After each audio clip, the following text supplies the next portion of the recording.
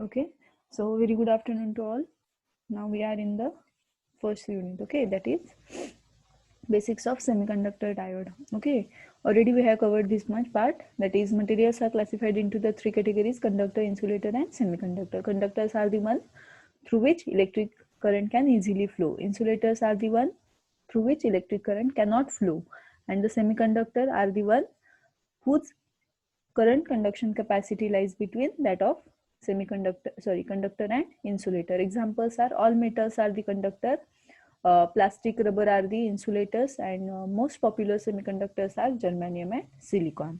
As we know that in the atom, center nucleus exert a force on the electrons revolving around the nucleus with specific orbits, or called as a band. Okay, each band having the specific energy.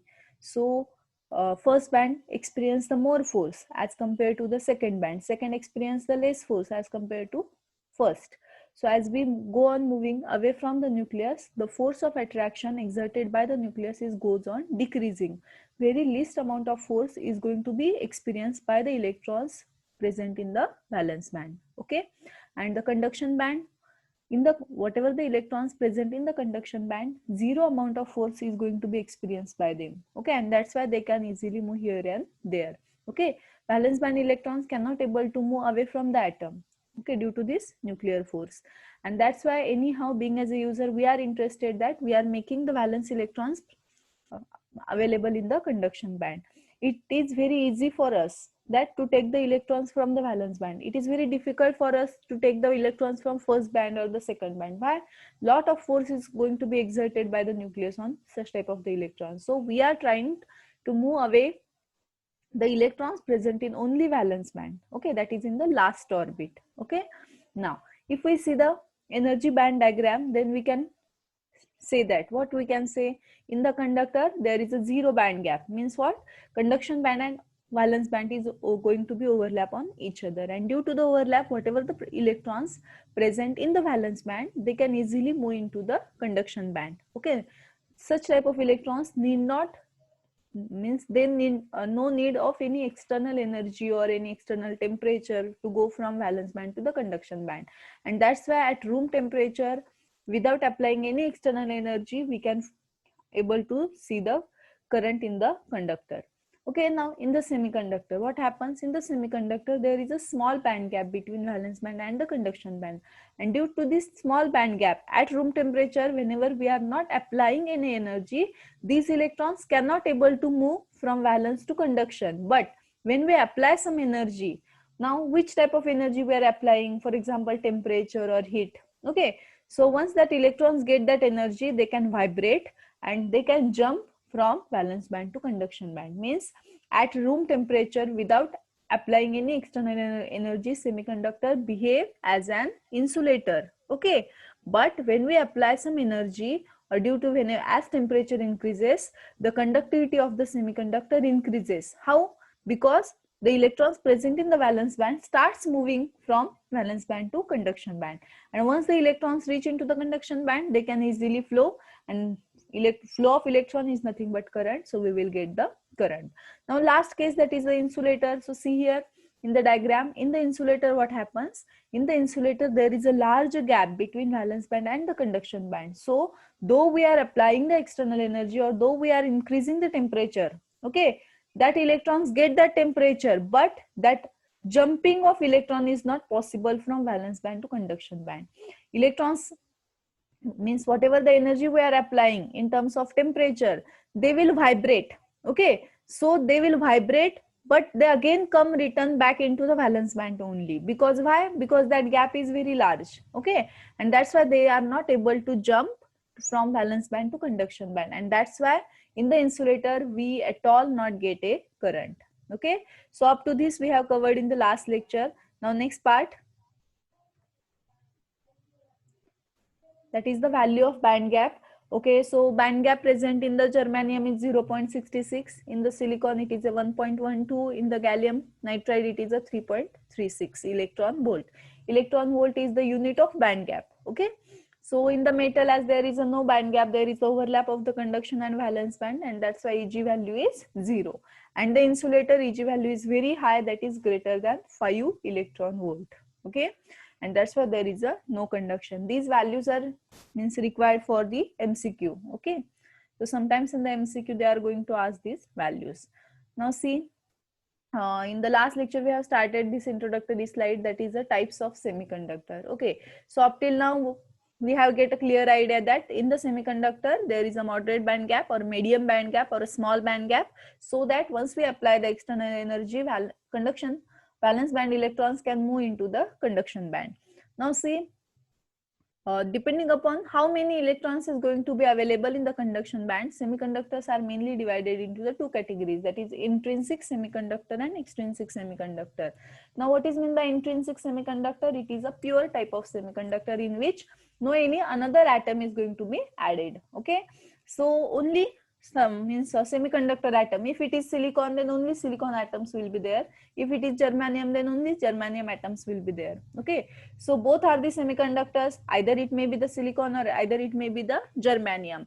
दोघांच्या valence band मध्ये किती electrons आहेत? 4. Okay, so again in as it is ते atom आहेत म्हणजे त्यांची tendency काय असणार आहे? To achieve the stability. मध्ये how they can achieve the stability? They are trying to make a covalent bond with the neighbouring atoms. Okay, and means different types of bonds are there. Ion देत असू तर किंवा घेत असू तर त्याला आपण आयनिक बॉन्ड्स म्हणतो. हायड्रोजन ऍटम्स मध्ये आपल्याला वेगवेगळे मॉलिक्युलर फोर्स येतात, त्याला आपण वंडरवल फोर्स ऑफ अट्रॅक्शन म्हणतो. तसं इथं जो बॉन्ड प्रेझेंट असतो त्याला काय म्हणायचं? Covalent bond. कोव्हॅलंटचा अर्थ काय घ्यायचा आपण? Sharing of electrons. म्हणजे सेमीकंडक्टर ऍटम्स जे काही प्युअर इंट्रिन्सिक फॉर्म मध्ये आहेत ते इलेक्ट्रॉन्स देत पण नाहीत स्टॅबिलिटी अचीव करायला, किंवा इलेक्ट्रॉन्स घेत पण नाहीत. ते काय करतात? तर शेअर करतात. कुणासोबत शेअर करतात? तर नेबरिंग ऍटम सोबत शेअर करतात. आणि या शेअरिंग मधून मग ते काय करतात? एनी हाऊ त्यांच्या व्हॅलन्स बँड मध्ये 8 इलेक्ट्रॉन्स अचीव करतात. आणि once they reach to the 8 electrons they are in the tendency of stable atoms. आणि एकदा का त्यांची स्टॅबिलिटी ऑलरेडी त्यांनी अचीव केली की त्यांना मग आपण बाहेरून कितीही टेम्परेचर वाढवू देत किंवा तुम्ही एक्सटर्नल एनर्जी अप्लाय करा, ते सहसा बाहेर येत नाही. का? ऑलरेडी ते स्टेबल आहेत. यस, एक लक्षात घ्या, ऑलरेडी जे स्टेबल आहेत ते असं डायव्हर्ट होत नसतात आयुष्यामध्ये कुठेही. ओके, डायव्हर्ट कोण होतं? की जे थोडे अनस्टेबल त्यांच्या प्रेझेंट सिच्युएशनला आहेत, मग ते थोडे डायव्हर्ट होतात. इथं कसं इंट्रिन्सिक ऑलरेडी स्टेबिलिटी मध्ये आलेलं आहे. सो मग त्यामुळे जरी तुम्ही बाहेरून एक्सटर्नल एनर्जी अप्लाय केली, लाईक आपण टेम्परेचर वाढवलं वगैरे, तर एखाद दुसरा ऍटम म्हणजे आता ऍटम म्हणजे किती आहे किंवा किती असणार आहे का ह्याच्यामध्ये, तर आपण नॉर्मली 11-12 मध्ये किंवा तुम्ही 10th मध्ये पण शिकला असाल की सुईचं जर टोक आपण कन्सिडर केलं तर त्याच्यावर लाखो ऍटम्स असतात.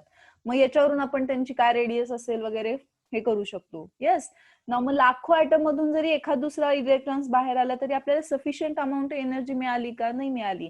त्यामुळे जरी आपण एक्सटर्नल अप्लाय केला फोर्स तरी आपल्याला जो करंट मिळतो इंट्रिन्सिक मध्ये तो खूप कमी असतो. आणि त्यामुळे मग कोणत्याही ह्याच्यामध्ये आपण सहसा इंट्रिन्सिक यूज करत नाहीत ना. मग सगळ्यात मेन कोण आहे? तर एक्सट्रिन्सिक सेमीकंडक्टर, जे की इलेक्ट्रॉनिक्स वर्ल्ड मध्ये आपण मॅक्सिमम ठिकाणी यूज करतो. Now what is mean by extrinsic semiconductors? Now see, extrinsic semiconductors are nothing but the semiconductor along with impurity atoms. Okay, impurity म्हणजे काय? की अनदर atoms. Okay, सिलिकॉन आहेत किंवा जर्मानियम आहे त्याच्यामध्ये दुसरे ॲटम्स आपण ऍड केले तर आपण त्याला काय म्हणणार? एक्सट्रिन्सिक सेमीकंडक्टर्स म्हणणार ना. पहिली गोष्ट, मग कोणते ॲटम ऍड करायचे? तर कुठलेही चालतात का? नाही. ज्यांच्या व्हॅलन्स बँड मध्ये, सेमीकंडक्टरच्या व्हॅलन्स बँड मध्ये किती इलेक्ट्रॉन्स आहेत? 4. मग आपण कोणते ऍड करणार? की अशा ॲटम आपण ऍड करणार की ज्यांच्या व्हॅलन्स बँड मध्ये 3 किंवा म्हणजे 4 पेक्षा एक कमी किंवा 4 पेक्षा एक जास्त म्हणजे 5 व्हॅलन्स बँड इलेक्ट्रॉन्स असतील. ओके, फक्त अशा आणि अशा ॲटमच आपण इम्प्युरिटी ॲटम म्हणून ऍड करतो. मग जर आपण असे ॲटम्स ऍड करत असू कोणते की ज्यांच्या व्हॅलन्स बँड मध्ये 3 इलेक्ट्रॉन्स आहेत, तर अशा ॲटम्सला काय म्हणायचं? ट्रायव्हॅलंट. ओके, सो इथं दिसतंय बघा, पी टाइप सेमीकंडक्टर म्हणजे काय? Silicon जर्मॅनियम plus ट्रायव्हॅलंट. ट्रायव्हॅलंट म्हणजे काय?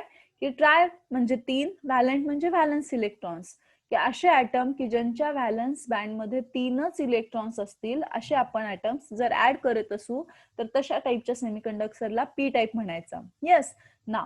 जर आपण वेगळे ॲटम्स ऍड केले कोणते की ज्यांच्या व्हॅलन्स बँड मध्ये 5 इलेक्ट्रॉन्स आहेत, असे जर ॲटम आपण ऍड करत असू तर त्याला काय म्हणायचं? पेंटाव्हॅलंट. सो पेंटाव्हॅलंट असं ओरलला पण तुम्हाला विचारू शकतात, what is mean by trivalent, what is mean by the pentavalent. So what is mean by pentavalent? The atoms which is having 5 electrons in their valence shell is nothing but pentavalents. What is meant by trivalent? The atoms having 3 electrons in their valence shell is called as a trivalent. Okay. If we are going to add the pentavalent atom as impurity and whatever the next new semiconducting material, आता तो काही pure राहिला नाही, नवीनच तयार झाला, so त्याला आपण काय म्हणणार मग? N type semiconductor. Yes. Next आता एन आणि पी. मग मॅडम ह्याला एनच का म्हणायचं, याला पीच का म्हणायचं? ओके, क्वेश्चन इथे पडायला पाहिजे तुम्हाला. सो याचा आन्सर आपलं नेक्स्ट स्लाइड मध्ये आहे की पेंटाव्हॅलंट ऍड केल्यावर पी का म्हणायचं नाही, पी तर सेमच आहे. ट्रायव्हॅलंट ऍड केल्यावर एन का म्हणायचं नाही? सो तसं नाही. पेंटाव्हॅलंट ऍड केलं की आपल्याला निगेटिव्ह चार्ज जास्त मिळतो म्हणून त्याला एन टाइप म्हणतात. ट्रायव्हॅलंट ऍड केलं की आपल्याला पॉझिटिव्ह चार्ज जास्त मिळतो म्हणून त्याला पी टाइप म्हणतात. आता हे कसं ते आपण पुढच्या स्लाइडला बघू. नाव याच्यामध्ये एक आणखी शब्द येतो ते म्हणजे doping. Okay, so what is meant by doping? It is nothing but the process of adding the impurity. Okay, so मग हे का ऍड करायचं? तर जेव्हा आपण इम्प्युरिटी ऍटम ऍड करतो तेव्हा आपल्याला कंडक्टिव्हिटी वाढलेली दिसते. का? कारण की आपण कम्पेअर जर केलं प्युअर सेमीकंडक्टर सोबत की ते काय झाले, एकमेकांशी शेअरिंग केलं, कोव्हॅलंट बॉन्ड तयार केला आणि स्टेबल झाले. त्यामुळे तिथं कंडक्टिव्हिटी आपल्याला मिळालीच नाही. कंडक्टिव्हिटी म्हणजे काय? करंट जास्त फ्लो व्हायला पाहिजे. करंट कुणामुळे फ्लो होतो? फ्री इलेक्ट्रॉन्समुळे. येस. पण प्युअर सेमीकंडक्टर मध्ये कोणच फ्री व्हायला तयार नाही, सगळे आपापले स्टेबल झाले. नाव मग त्यामुळे मग आपण काय केलं की बाहेरून आपण इम्प्युरिटी ऍड केली, जे स्टेबल होते ते नॉन स्टेबल केलं आणि मग त्यांना फोर्सफुली आपण बाहेर घेऊन आलो. येस. म्हणजे एकदा का ते बाहेर आले की ते फ्लो होणार, फ्लो झाले की आपल्याला करंट मिळणार, म्हणजेच आपल्याला कंडक्टिव्हिटी मिळाली. येस. त्यामुळे doping is the process of adding the impurity. कशासाठी? इंटू कुणामध्ये? Into the pure semiconductor. कशासाठी? To increase the conductivity. So डोपिंगची डेफिनेशन परत एकदा बघा. It is the process of adding the impurity into the pure semiconductor atoms to increase its conductivity. का करायचं हे? तर आपल्याला कंडक्टिव्हिटी एनी हाऊ वाढवायची आहे. मग कशी वाढते ते आता आपण नेक्स्ट स्लाइडला बघू. So intrinsic, yesterday we have already seen this slide that in the semiconductor center atom is there, it is going to make covalent bond with the neighboring atoms. Okay, so इथे बघा या centre ऍटमचे स्वतःचे 4 electrons आणि प्रत्येक neighbouring atom कडून एक electron sharing मध्ये घेतलेला आहे. सो टोटल इथे 2, इथे 2, इथे 2, इथे 2 means what? Total 8 electrons in the last orbit. आणि जेव्हा एखाद्या ऑर्बिट मध्ये लास्ट इलेक्ट्रॉन्स 8 असतात तेव्हा तो ऍटम काय असतो? स्टेबल असतो. येस. ना मग आता टेम्परेचर दिल्यावर ते हलणारच नाहीत का? अजिबात नाही हलणार. एखाद दुसरा ऍटम फक्त बाहेर येतो आणि त्यामुळे मग आपल्याला इथं कंडक्टिव्हिटी मिळत नाही. का? कारण की जेव्हा एखादा ऍटम स्टेबल होतो तेव्हा तो रिॲक्ट करत नाही कोणत्या ऍटम सोबत. येस. तुम्ही जर पिरियॉडिक टेबल तुमच्या लक्षात असेल, केमिस्ट्रीला फर्स्ट इयर डिप्लोमाला तुम्हाला झाला असेल, तर लास्ट जो काही एकदम राईट साईडचा कॉलम असतो तो इनर्ट गॅसेस असतात बघा. इनर्ट गॅसेस म्हणजे काय? ते ऑलरेडी स्टेबल मोड मध्ये आहेत. त्यामुळे त्यांची रिॲक्शन तुम्ही कोणत्याही दुसऱ्या ऍटम सोबत किंवा कोणत्याही दुसऱ्या ह्याच्यासोबत केली पिरियॉडिक टेबलच्या अनदर कुठल्या एखाद्या मेटल सोबत वगैरे, तर ते रिॲक्ट होत नाहीत. का? ते ऑलरेडी स्टेबल मोड मध्ये आहेत. त्यामुळे जेव्हा स्टेबिलिटी अचीव्ह केली जाते तेव्हा आपण डायव्हर्ट होत नाही. तसं इथं सेमीकंडक्टरचं पण तसंच आहे. प्युअर सेमीकंडक्टर ऑलरेडी स्टेबल मोड मध्ये आता गेलेले आहेत. त्यामुळे ते जरी तुम्ही टेम्परेचर वाढवा किंवा त्यांना कितीही फोर्स करा ते बाहेर येत नाही. एखाद दुसरा फक्त इन्फ्लुएन्स मध्ये बाहेर येतो, पण तो जरी बाहेर आला तर त्याच्यापासून आपल्याला काही खूप ग्रेट करंट मिळतो आणि मग आपण ऍप्लिकेशन वेगवेगळे रन करू शकतो असं नाहीये. मग त्यामुळे आपण कुठे जातो? Extrinsic semiconductor. So once again extrinsic semiconductors means semiconductors along with impurity atoms. An extrinsic semiconductor is a semiconductor doped by a specific impurity which is able to deeply modify its electric properties. हे doping केल्यामुळे काय होतं? तर electric property change होतात. Electric properties का change होतात? कारण की इलेक्ट्रॉन्स हा शब्द मेनली रिलेटेड कुणासोबत आहे? इलेक्ट्रिक करंट सोबत. यस. इलेक्ट्रॉनचा फ्लो म्हणजे काय? Electric current. त्यामुळे जेव्हा इलेक्ट्रॉनचं कन्फ्युगरेशन चेंज होतं बाय डिफॉल्ट तुमच्या तिथे इलेक्ट्रिकल प्रॉपर्टीज चेंज होतात, making it suitable for electronic applications. Okay. Now extrinsic semiconductors are divided into 2 categories, N and P. Now see one by one. See here. This is a P-type semiconductor. Now see. All the outer side atoms are GE. GE stands for germanium, which is nothing but the semiconductor atoms. But center atom is not GE, it's GA. Okay, it's nothing but the gallium. Okay, gallium is nothing but the atoms which is having 3 valence electrons. Now त्यामुळे बघा गॅलियमच्या valence band मध्ये total 3 electrons आहेत. मग ह्या 3 इलेक्ट्रॉन्सनी काय केलं, नेबरिंगचे जे काही जर्मॅनियम किंवा सेमीकंडक्टर ॲटम्स आहेत त्यांच्यासोबत काय केलेलं आहे, कोव्हॅलंट बॉन्ड क्रिएट केलेला आहे. पण आता इथं काय होतं, एक इलेक्ट्रॉन जो राहतो तो अनपेअर्ड राहतो. का अनपेअर्ड राहतो, की त्याच्याकडे व्हॅलन्स इलेक्ट्रॉन्सच नाहीये, त्याच्याकडे किती आहे, 3च आहेत. मग त्या तिघांनीच फक्त ते तिघांची कोव्हॅलंट बॉन्ड तयार केला, एक तसाच राहिला. सो हे जो काही तसाच राहिला हा इथं काय म्हणतो आपण, याला होल्स म्हणतो. इलेक्ट्रॉन्स म्हणजे काय, निगेटिव्ह चार्ज. ओके, प्रत्येक इलेक्ट्रॉन्सवर किती असतो, 1.6 × 10⁻⁹ कुलम एवढा निगेटिव्ह चार्ज असतो. मग आता इलेक्ट्रॉन नाहीये, निगेटिव्ह चार्ज नाहीये, म्हणजे काय, पॉझिटिव्ह चार्ज आहे. आणि त्यामुळे मग आपण जे काही होल्स असतात, होल्सला तुम्ही डिफाईन कसं करता, ऍब्सेन्स ऑफ इलेक्ट्रॉन्स. ओके, नाव हे जे काही होल्स असतात त्यांच्यावर कुठला चार्ज असतो, पॉझिटिव्ह चार्ज. ओके, त्यामुळे जसं इलेक्ट्रॉन्स हा आपण एक कॅरियर म्हणतो की जे फ्लो होतात, तसंच होल्सला सुद्धा एक कॅरियर म्हणून ट्रीट केलं जातं. पण ऍक्च्युअली होल्स फ्लो होत नाहीत. इलेक्ट्रॉन जसं फ्लो होतो पुढे तसं होल मूव्ह होतं, पण फ्लो होत नाही. आता हे इथं इतकं डिटेल तुम्हाला नाहीये, त्यामुळे फक्त एवढं लक्षात घ्या, holes is nothing but the positive charge carriers. Okay, electron जर निगेटिव्ह चार्ज कॅरियर्स असतील तर होल्स कसे पॉझिटिव्ह चार्ज कॅरियर्स आहेत. आता इथे बघा, गॅलियम ऍटम आपण ऍड केलेला आहे ऍज इम्प्युरिटी म्हणून. जेव्हा आपण तो ऍड करतो, ऍटम ऍड केल्या केल्या त्यांचं प्रत्येक ऍटमचं इंटेन्शन काय असतं, एनी हाऊ स्टॅबिलिटी अचीव्ह करायची. येस, आपण जेव्हा गॅलियम मध्ये ऍड करतो, प्युअर सेमीकंडक्टर मध्ये जेव्हा आपण गॅलियम ऍड करतो तेव्हा काय होतं, गॅलियम ऍटमचे सुद्धा व्हॅलन्स इलेक्ट्रॉन्स काय करतात, मग म्हणजे जे आपले जर्मॅनियम आहे, सेमीकंडक्टर ऍटम आहे, त्याच्यासोबत व्हॅलन्स बॉन्ड तयार करतात. आणि एक ऍटम मग शेजारचा जो इकडचा हा आहे सेमीकंडक्टर ऍटम, हा तसाच राहिला. का, कारण की त्याला पेअरला इलेक्ट्रॉन्सच नाहीये नाव. त्यामुळे मग तिथं काय क्रिएट झालं, होल क्रिएट झालं. आणि होल क्रिएट झालं याचा अर्थच काय तयार झाला, पॉझिटिव्ह चार्ज क्रिएट झाला. येस, नाव त्यामुळे इथे मी आता एक स्टेटमेंट करणार आहे, ते सगळ्यांनी लक्ष देऊन ऐका.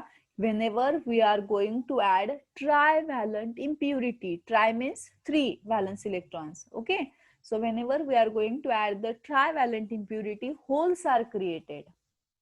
Okay, now same way आता इथे बघा,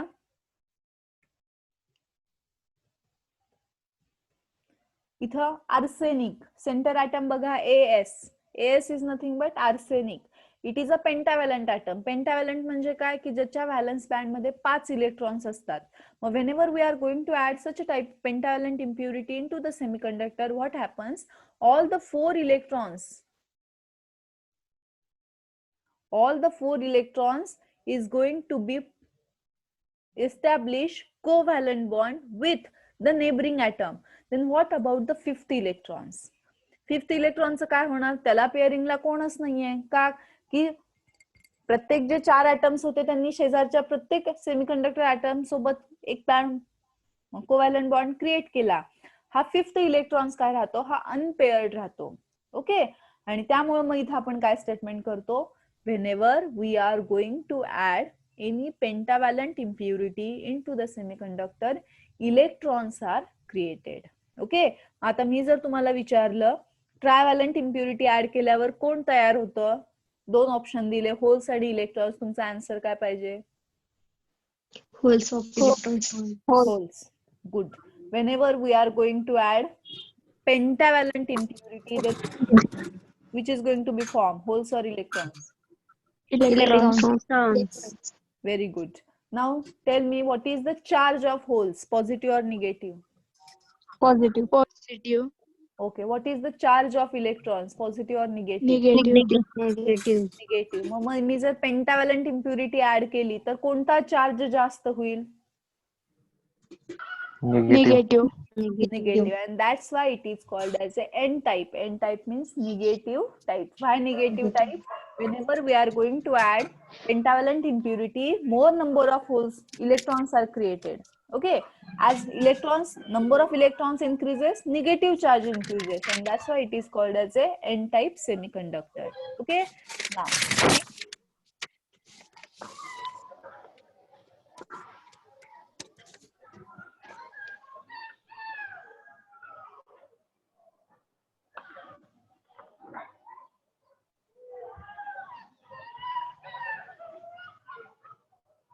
See here, whenever we are going to add trivalent impurity, hole is created and hole is having positive charge.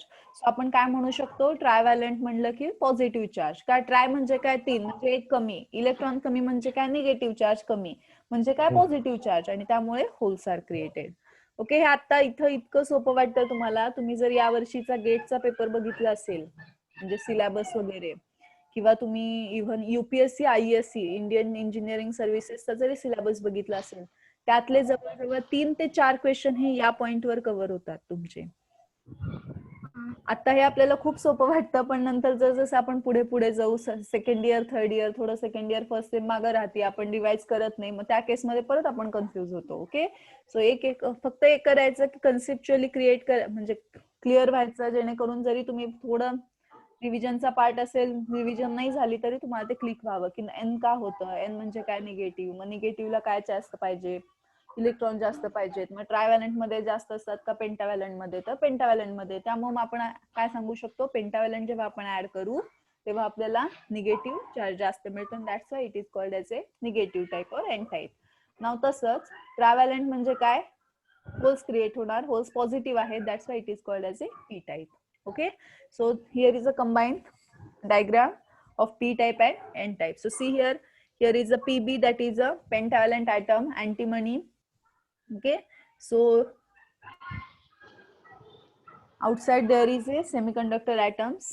So see these atoms, pb having 5 valence electrons. So these 4 valence electrons is going to be form 4 covalent bond with the neighboring atoms, and 5th electrons remain unpaired.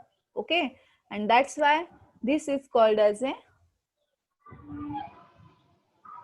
electrons or negative charged carriers. Okay, now see, this is a boron, boron having 3 valence electrons. So these 3 valence electrons is going to form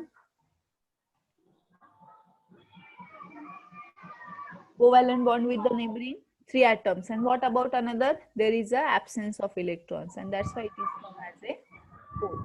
Now there is one concept here, donor and acceptor.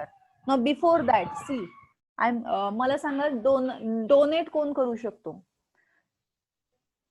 Consider करा की तुमच्याकडे 10 रुपये आहेत आणि तुम्हाला 5 रुपये donate करायचे, possible आहे का? N type. हो. N type. इथं स्लाइड वर लिहिलंय म्हणून नाही, कन्सेप्ट फक्त बघा, 2 मिनिटं बघू आपण. ती तुमच्याकडे 10 रुपये आहेत, तुम्हाला 5 रुपये डोनेट करा म्हणलं, पॉसिबल आहे का? Yes ma'am.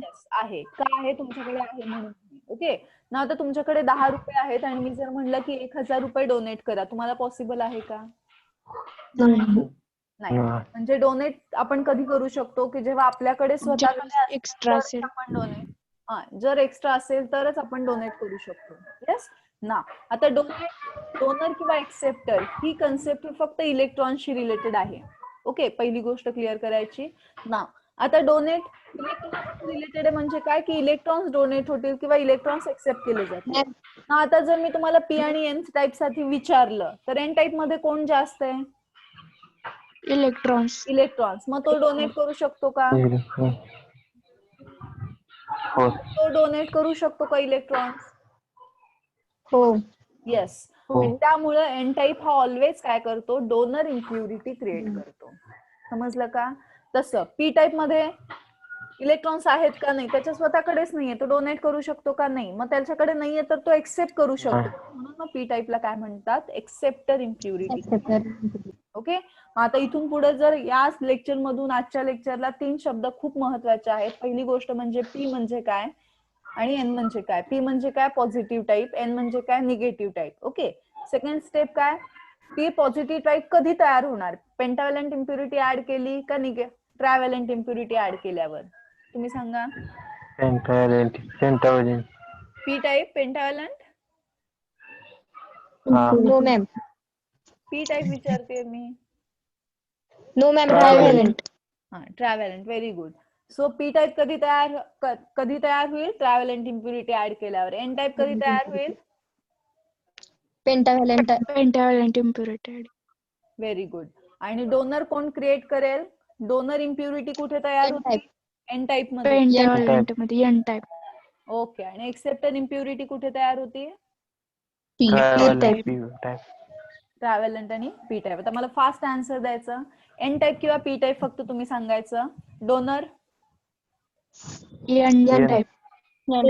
Acceptor, P type. type. Okay. Electrons, Type. N type. N type. Okay. आणि donor, N type. Type. N type. Very good. आणि P type, sorry acceptor Acceptor. P type. आणि P type. Trivalent. P type. Type. P type. type. Okay. हे एकदा clear झालं की इथून पुढचे तुमचे बेसिक एवढं फक्त तुम्हाला क्लिअर होणं गरजेचं आहे. इथून पुढचे मग ऑपरेशन जे आहेत ते आपल्या लक्षात येतात. ओके. इथं कोणाला काही डाऊट असेल तर मी 1-2 मिनिट थांबते. मला चॅट बॉक्स मध्ये टाका मेसेज. कसं आता आपण काय फेस टू फेस इथं नाहीये. 1-2च मिनिट. जे कोणी आन्सर देत नसेल, त्यांना वाटत असेल की हे नाही कळालं, हे रिपीट पाहिजे, तसं असेल तर मला फक्त चॅट बॉक्स मध्ये एकदा सांगा रिपीट वगैरे. समजलं असेल तर ओके म्हणा. मग आपण पुढे जाऊ.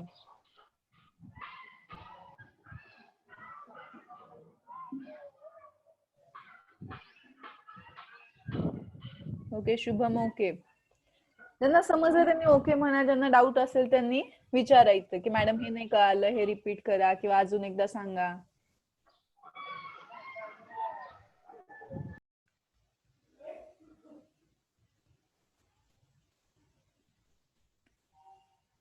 Okay. Snehal okay, Vrushali okay, Praveen, Rohan okay, Aishwarya, Sindhu, Prajakta, Shivsharan okay, Rajshri okay, Preeti, Manjiri, Abhijeet, Akanksha okay.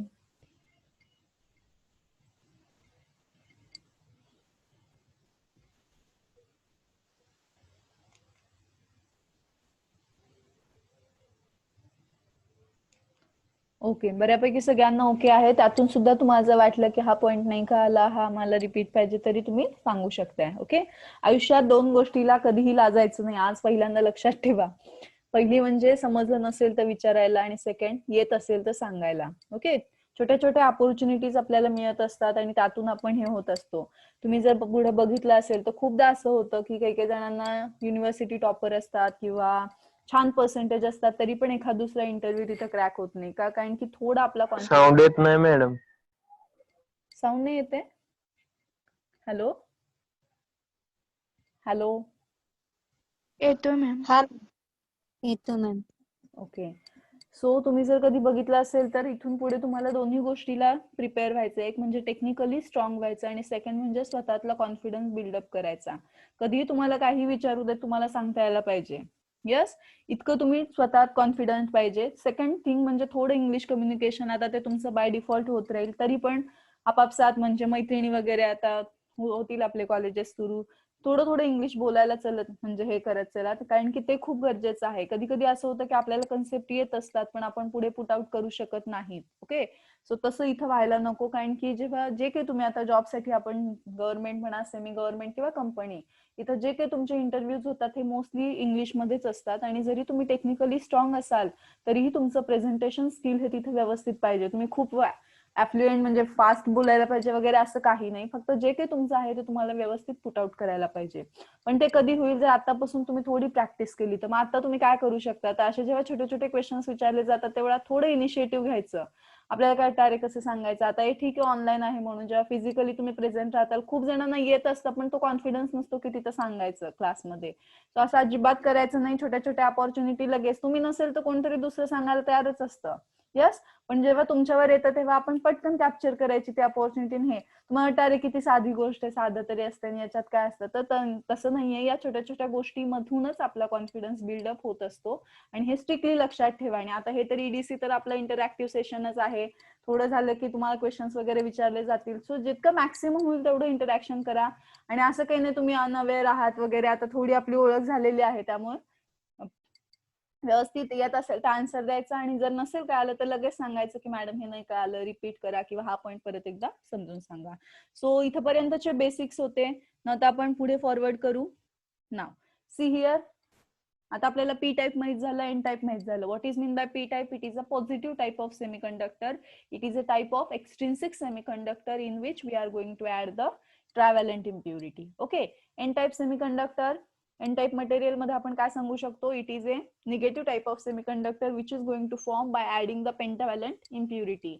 In the p-type semiconductors, holes are the majority carriers, while in the n-type semiconductor, electrons are the majority carriers. आता इथं परत दोन शब्द आले, मेजॉरिटी. ओके, इथं परत आता दोन शब्द आले बघा, दोन डायग्राम्स तुम्हाला समोर दिसत आहेत. पी टाईपचे एक आहे आणि इकडे एन टाईपचे आहे.